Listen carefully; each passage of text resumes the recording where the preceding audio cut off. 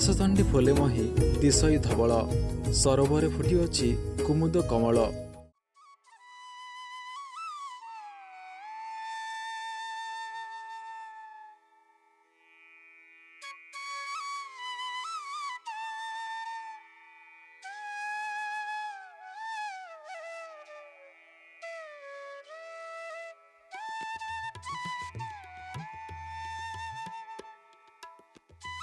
ବର୍ଷା ଋତୁର ଶୁଭ ବିଦାୟ ପରେ ଅର୍ଥାତ୍ ଶରତର ଆଗମନରେ ପ୍ରକୃତିର ବିସ୍ମୟ ହିଁ ତୁଷାର ଧବଳ। କାଶତଣ୍ଡି ଫୁଲ ଦର୍ଶକ ଚିତ୍ତରେ ସୃଷ୍ଟି କରେ ଅଦ୍ଭୁତ ପୁଲକ। ଶରତକୁ ସ୍ୱାଗତ କରୁଛି କାଶତଣ୍ଡି। ଧଳା ଚାମର ଧରି ପାର୍ବଣକୁ ସ୍ୱାଗତ କରିବା ଅପେକ୍ଷାରେ ରହିଛି। ଆକାଶର ଖଣ୍ଡ ଖଣ୍ଡ ବାଦଲ ତଳେ ମା ମାଟି ଦେହରେ ଶୋଭା ବଢ଼ାଉଛି କାଶତଣ୍ଡି। ପ୍ରକୃତିର ଏହି ମନୋଲୋଭା ଦୃଶ୍ୟ ବେଶ୍ ଶୋଭା ପାଉଛି। ଏହି ସବୁଜିମା କୋଳରେ ଏ କାଶତଣ୍ଡି ଫୁଲ। ଯିଏ ଦେଖୁଛି ଘଡ଼ିଏ ଅଟକି ରହୁଛି। ରାସ୍ତା କଡ଼ରୁ ଆରମ୍ଭ କରି ବାଲିପଟା ପର୍ଯ୍ୟନ୍ତ ସବୁଠି ଧୋବ ଫରଫର ହୋଇ ବିଚଳିତ କରିଦେଉଛି କାଶତଣ୍ଡି। ସାଧାରଣ ମଣିଷକୁ ଭାବୁକ କରିଦେଉଛି। କେଉଁଠି କବିର କଳମରେ କାଶତଣ୍ଡିର ରୂପରେଖ ଗୁଣଗାନ୍ତ, ଆଉ କେଉଁଠି ତା ମାଧୁର୍ଯ୍ୟରେ ମାତୁଆଲା ହୋଇ ଉଠୁଛି ସାଧାରଣ ମଣିଷ।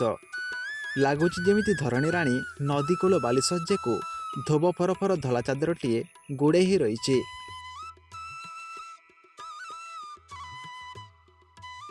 କଥାରେ ଅଛି, ଶରତ ପବନରେ କାଶତଣ୍ଡି ଖେଳିଲେ ଜଣାପଡ଼ିଯାଏ ଯେ ଜଗଜ୍ଜନନୀ ଦୁର୍ଗତି ନାଶିନୀ ମା ଦୁର୍ଗା ଧରାପୃଷ୍ଠକୁ ଆଗମନ କରୁଛନ୍ତି।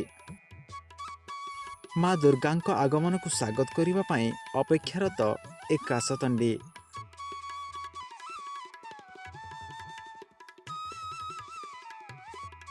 ଶରତ ଋତୁରେ ବେଶ୍ ଶୋଭା ବଢ଼ାଇଥାଏ ଏହି କାଶତଣ୍ଡି।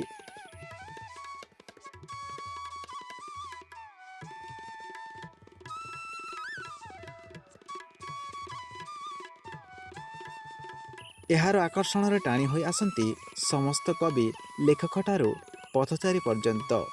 କିଏ ପାଖକୁ ଯାଇ ଫଟୋ ଉଠାଏ ତ ଆଉ କିଏ ଶ୍ରଦ୍ଧାରେ ତା ଦେହରେ ହାତ ବୋଲେଇ ଆଣିଦିଏ।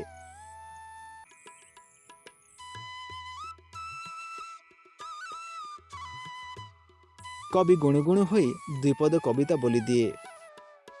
ପ୍ରକୃତିର ଏହି ଅପୂରୂପ ସୌନ୍ଦର୍ଯ୍ୟକୁ ସମସ୍ତେ ମନଭରି ଉପଭୋଗ କରିଥାନ୍ତି। ରେଖା ପଞ୍ଚମରେ ଓଡ଼ିଶାର ଘରେ ଘରେ କାଶତଣ୍ଡି ଫୁଲର ବେଣୀ ବନ୍ଧାଯିବା ପରମ୍ପରା ପ୍ରମାଣ କରେ ଯେ ଏହା କେବଳ ସୌନ୍ଦର୍ଯ୍ୟ ନୁହେଁ, ବରଂ ଉତ୍କଳୀୟ ପରମ୍ପରାର ଏକ ଜ୍ୱଳନ୍ତ ସ୍ୱାକ୍ଷର। ତେବେ ଏହାକୁ ନେଇ ମୁଁ ଭାବିଲି ଲେଖିବି ଗୋଟେ ଛୋଟ କବିତା। କାଶତଣ୍ଡି ଫୁଲ ହସୁଛି ଶରତ ପବନେ ଆନନ୍ଦ ବିକିରିତ। ମା ଦୁର୍ଗାଙ୍କ ଆଗମନ ସହିତ ଆପଣଙ୍କ ଜୀବନରେ ଶାନ୍ତି, ସାହସ ଓ ଶୁଭର ଆଲୋକ ପ୍ରବାହିତ ହେଉ।